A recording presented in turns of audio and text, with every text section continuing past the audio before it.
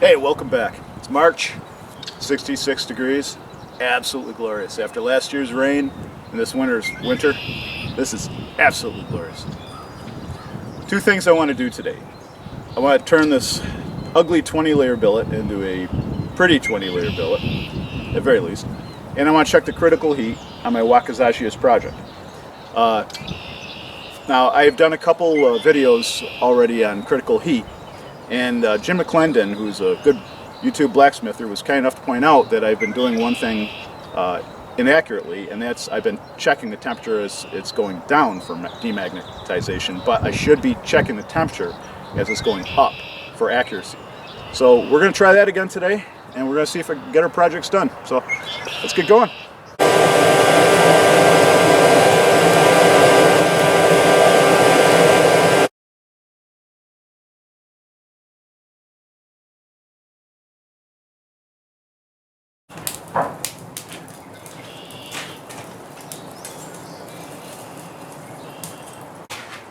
For reference, right now it's just the color's starting to dull just a little bit, but it's not glowing by any means. It's very, very magnetic, okay?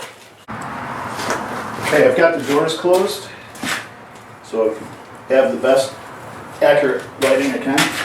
It is a very, very dull, and it's still, yeah, see, it's still magnetic, so it's going to have to get brighter than that. Still magnetic. Okay, that's the color that's orange. Hottest point right there. Okay, so basically that nice bright orange is where I have to go with this.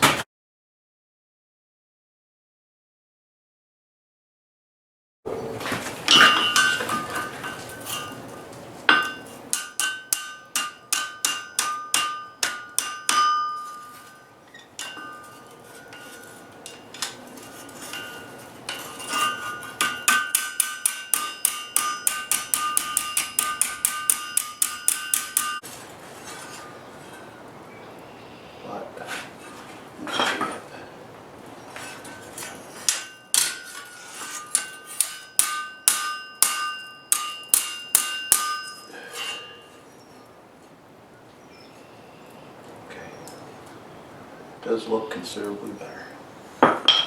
This way. Yeah.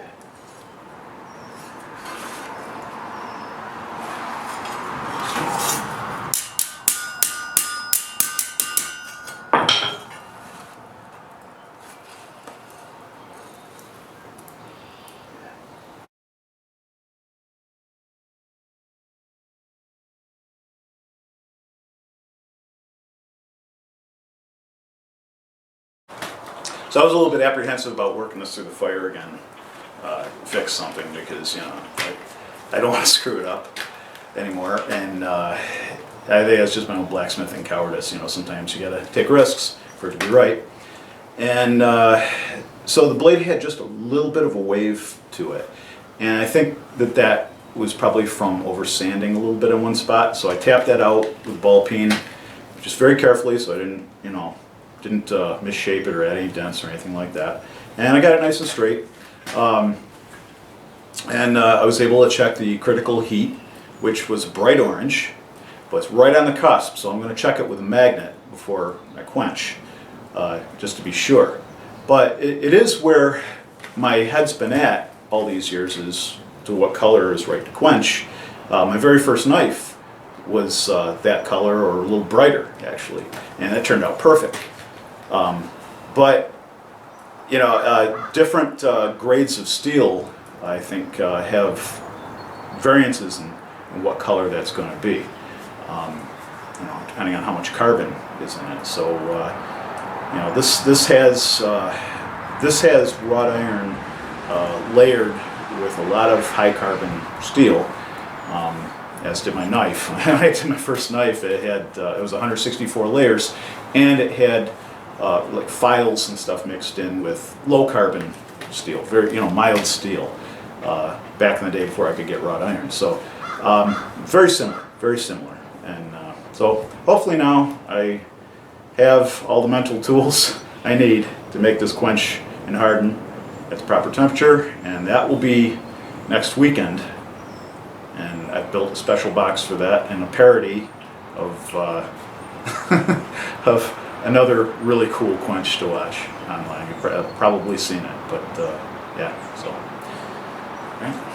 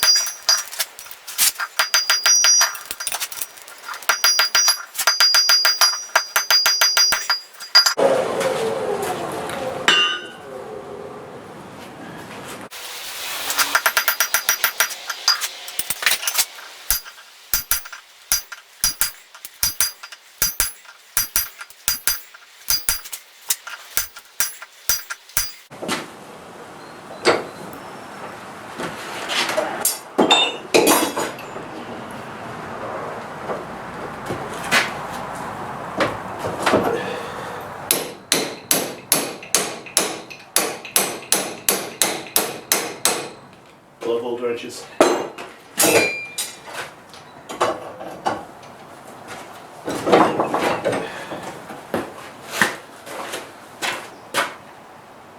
Okay, I went out, cut myself a slab off a subsoiler point blade that I had, and cut it to pretty good approximation of the width of the billet. Close enough. And what's nice is the bevel fits nice in the hinge. So, but yeah, that's what's going in next. I didn't have them pre-cut because I am not exactly the king of preparation, but I think we're good to go.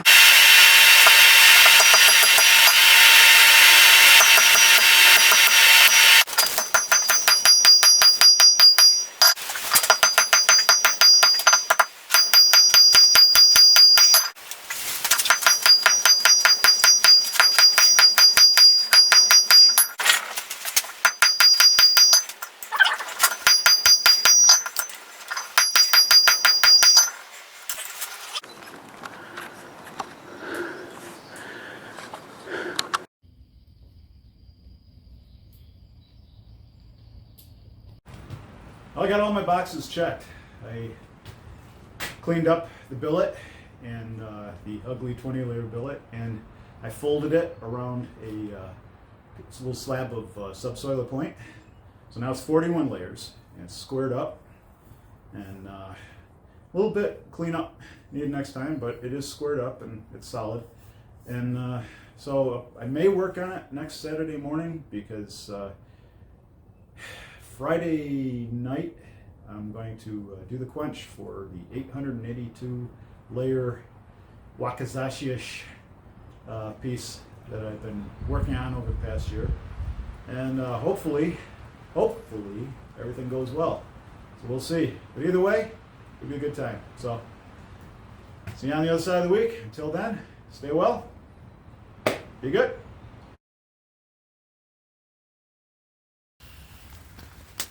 So this is 41 layers of my wife's future knife, and I'm going to let her just kind of hang on to this block this week and have fun getting to know it, because this is going to be an awesome knife for her. It's just a knife she's going to carry around, probably the garden, whatever. I don't know, when she's over at the barn doing stuff for the animals, whatever. But she wanted a knife about the size of her Japanese gardening knifey thing that's not even really a knife, sort of. But yeah, I'm going to make her something cool.